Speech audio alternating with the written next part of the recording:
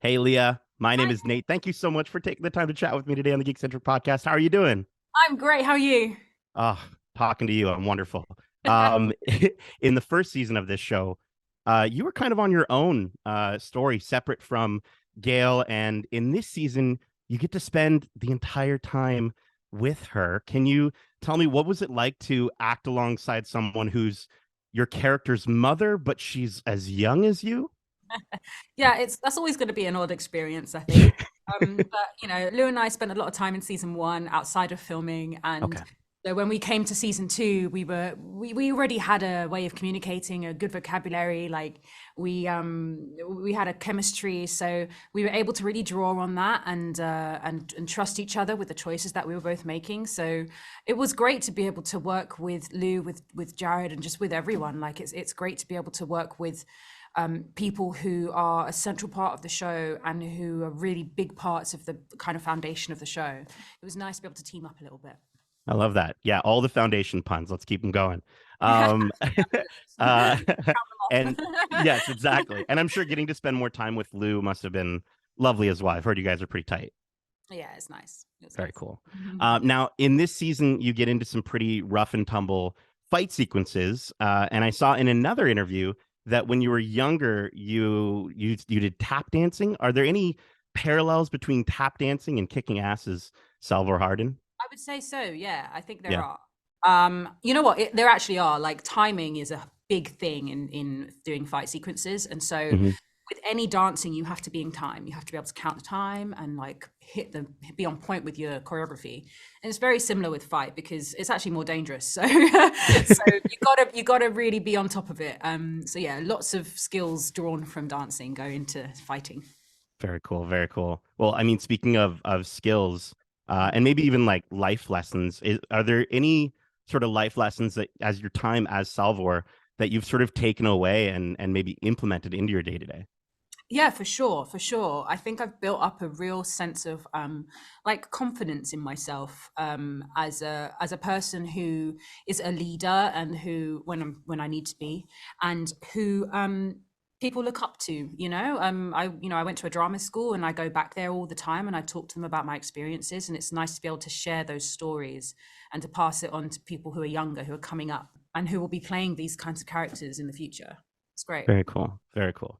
Yeah, and I love that you get to play Salvor in particular.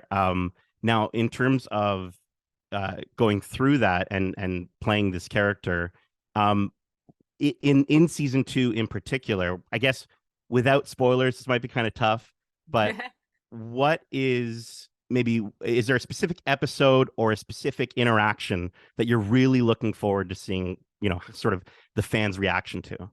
Yeah, there are like there's a lot of moments between Salvor and Gale where they really connect, but they also kind of don't get each other sometimes, you know, as we all do with our mums and daughters and things like that. So I'm really looking forward to the audience seeing that development of that relationship, and there are some key moments that really change things, and yeah, I think it's going to be a nice little development for that relationship. Very cool. Very cool.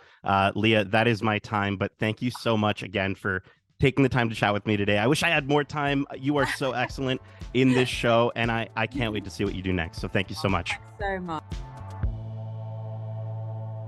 Hey, Cassian, my name is Nate. Thank you so much Hey, for Nick. taking the time to chat with me on the Geek Centric podcast. How are you doing today? Thank you. Yeah, I'm really well. How are you doing? Oh, I'm talking to all of you folks, so it's been fantastic. Good, good. It's great to get to talk to you about such an interesting role as Cleon split between three men. Mm, And in the show, we see Dusk and Day giving you, sometimes nefariously, but giving you advice at times. yes. What was it like on set between Terrence, Lee, and yourself? Did they also give you similar advice? Yeah, I think that's the weird thing about playing this part, particularly when I started the job, is that they have welcomed me and nurtured me just in the same way that you see Brother Day and Brother Dusk Hmm. look after Brother Dawn, particularly in those dinner table scenes with the very young Dawn. Yeah, It's been a joy working with the two of them. I mean, they're so generous and have taught me so much. I love it. I love it. Yeah, and I have to say, you're the most likable Cleon out of the three. I mean, I'll take it. I'll take don't it. tell the others, they might execute me, but as the It's between as the you and most me. as the most likable Cleon, why do you think Dawn is consistently shown as the more hopeful, caring Cleon? I think there's something that David touches on, which is embedded in the show, which Mhm. is, I think there is a hopefulness about Foundation and is looking to the future and hoping that things will get better. I think naturally we always look at the youngest component of any family or any child and think, well, the future's in you, so let's put all our trust in or hope in this like younger individual. Mhm. So maybe that's why. Yeah. But you have to ask David. Yeah. No, I mean that makes sense. Like dawn, like the beginning of a new Mm. day is like Yeah. you wake up in the morning, you're like, okay, today's gonna be a good day. And then, Yeah, yeah. It's not until the you know, afternoon when you realize it's not. it's The definitely morning, not. And then dusk comes and then you're just like, okay, I just want to retire. it's game over. Yeah. Is there anything you've taken away from Dawn as a lesson for your everyday life? Like, is there anything while you were playing Dawn that you're kind of like, I think I'm gonna start to do this more in my day to day? I think he tries to, sometimes not to his betterment, but I think he always tries to see the best in the people around him and Yeah. tries to look for kindness in a world that doesn't treat him that kindly. And Mm, I think the Cleons are really starved of any affection or intimacy in that enormous palace absolutely. and their robot. So I think he's the one of the three that seems to look for kindness in people, and that's something that I think we could all learn from. Yeah, and I love how in in this in the universe of Foundation, Mm, it's just like in our real lives, like almost sometimes the more popular you get, and especially in the case of someone ruling the galaxy, mm. it's crazy how lonely that life can be. Yeah, I mean, in a lot of ways, the Cleons live a lavish life. In a lot of ways, they live a very sad and lonely existence. Just, I mean, Yeah. the idea of just hanging out with two other me's and a robot doesn't sound like that much fun. For sure, for sure. And lastly, is there a particular moment in season two? It's going to be tough without spoiling things, but is there a specific moment or episode in season two that you really look forward to? The fans' reaction and sort of seeing what they get out of it. Is there a I specific think episode it's that they got should to be be waiting the for? arrival of Queen Sareth, which and the Cloud Dominion, which comes early doors, but I normally the Cleons invite visitors and it's very much on their own terms. Yeah. And she comes in with a whole agenda and Oh, definitely mixes things up. So I think that's something you haven't seen the Cleons face before. And I absolutely. don't know if they're quite ready for it, but you'll have to wait and No. see what happens. Yeah, yeah, very excited, very cool. Cassian, that is my time, but thank you so much again for taking the It's been time a to chat pleasure. with Thank you me. so much. You're fantastic in this show, and I can't wait to see where your character goes next. Thank you. Cheers. Have a nice day.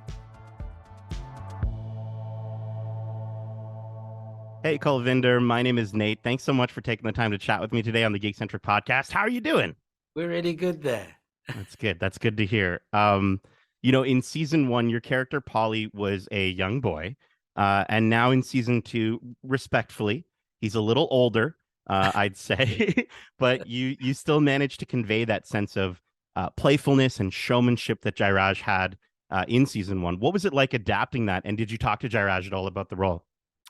I talked to him, I think, a couple of times on the phone just to make him feel comfortable that, he's in good hands. Yeah. Polly's in good hands. Good to hear. Yeah, I again, humor is important for us as well because that will exist in every individual. So you wanted to bring that into Polly. Hmm. The pathos, I think, is important within this. To the extremes of Polly's emotions where he can travel to, Hmm. and his sincerity. He's quite genuine in that way, Yeah. Yeah. and honest, I would say.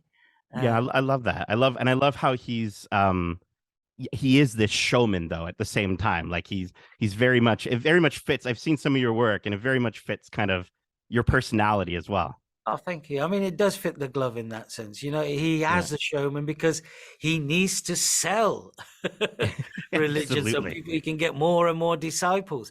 And he uses science, magic in that respect to attract more and more disciples into Foundation.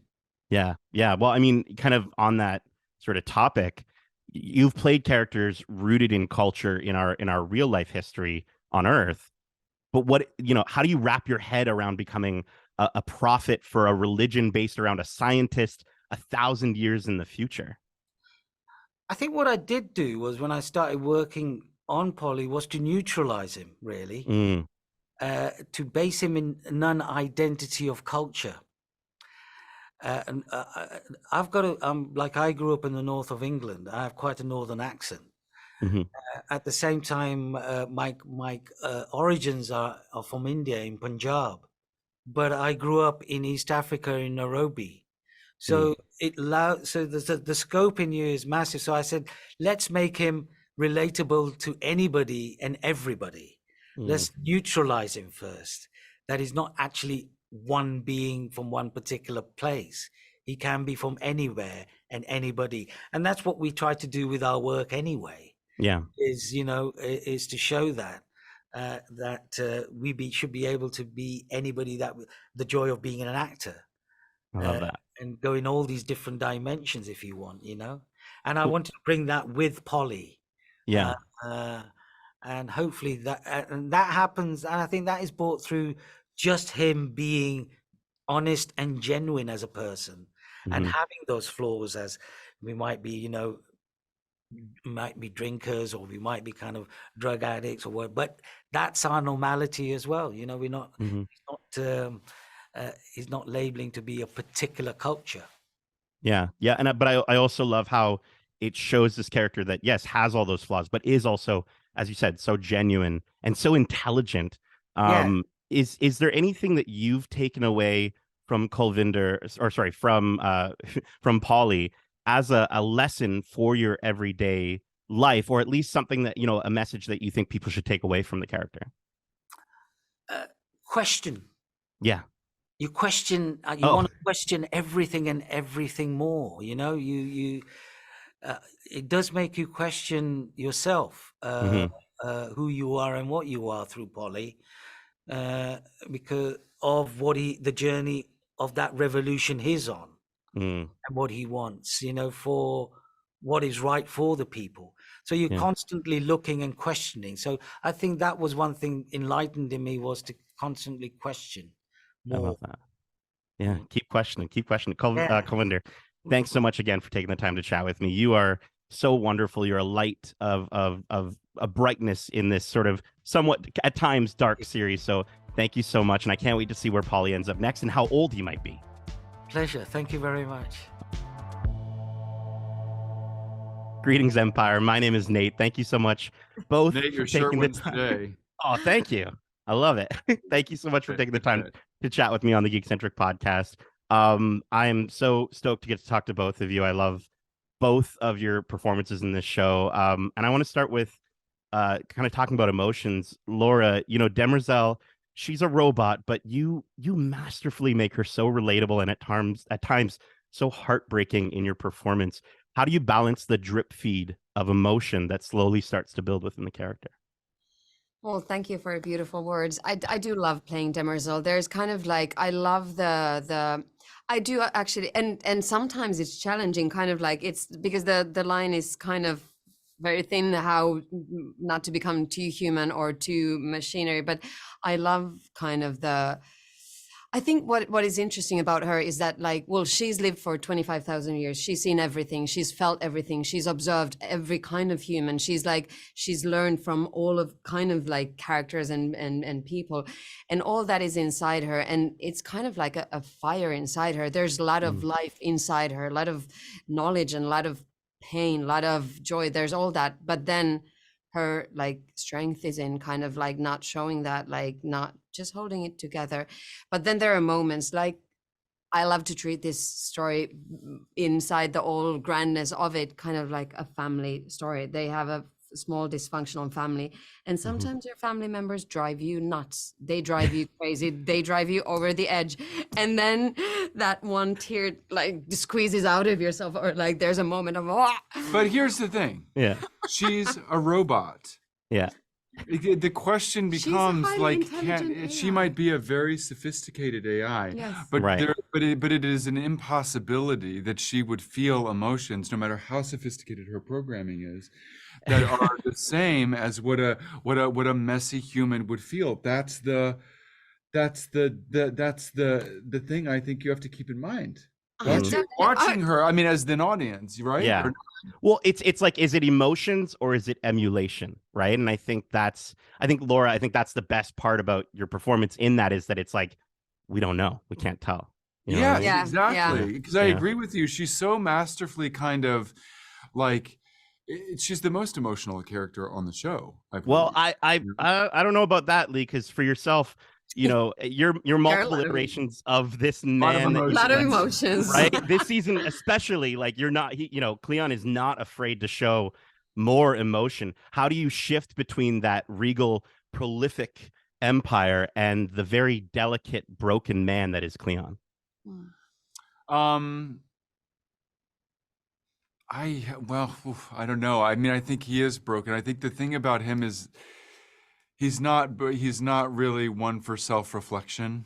Mm. And what he's thinking about is his ambition. He's thinking about his legacy. He's thinking about himself. He's just thinking about what he wants and what he needs. He's a primitive thing. Yeah. He's a primitive, messy, instinctual animal. This show is full of, you know, sophisticated robot Harry Seldon, who thinks that that mankind can be saved by logic, reason, math. And then you've got Cleon, who I think poses a counter to those arguments, which is there's a magic to being human. There is a messy alchemy that comes in the emotional, spiritual fight for survival. That you cannot reason your way through. You cannot. You can only muscle your way through. You can only survive it. I think that's what happened on the Spiral. Absolutely. I think he did receive a vision at the end of it, and the vision was, it's just you, buddy. It's just you. You get no vision. You get no magic sands. You just get you and your body and your mind alone in the cave. And and the weight of the galaxy is on your shoulders. What are you going to do about it? You know? I love that. Laura, Lee, thank you so much for taking the time to chat with me. Both of you are, again, incredible in this show, and I can't wait to see where your characters go next. Thank you so much. Oh, good. Thank you very much. Awesome. Thank Cheers. you. And thanks for the Bye. compliment. It's awesome.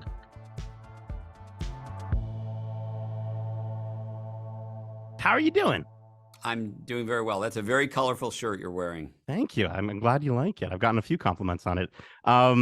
With this vast universe spanning so many characters, planets, cultures, religions, all over the course of hundreds, sometimes thousands of years, what goes into the strategy of making this story accessible and keeping track of all of it?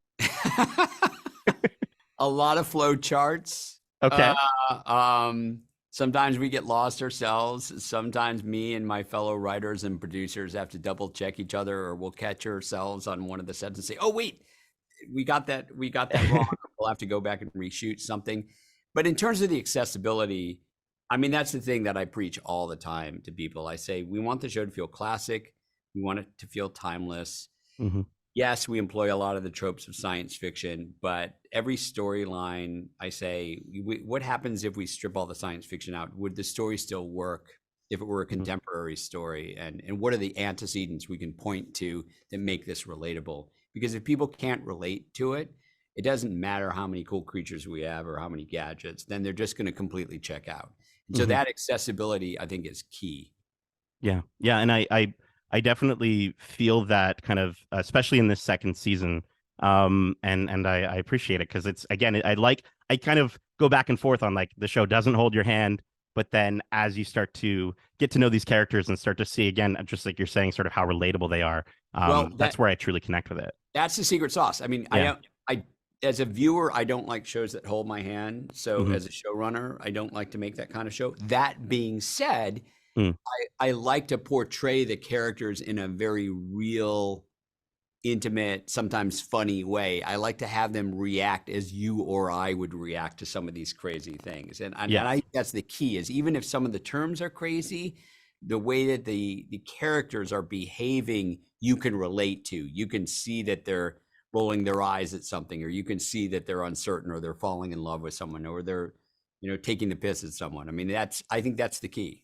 Well, I think that's definitely true for the character of Becky.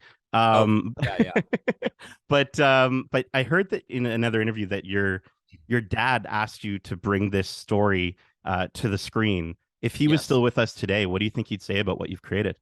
I think, well, both my mother and my father have passed away, and they were both fans of Foundation, so they never got to see it. But I think they would be very proud, and I think they would have considered the crowning achievement of my career. Certainly my dad was the one that gave me Foundation, and he said it's the greatest science fiction work of all time.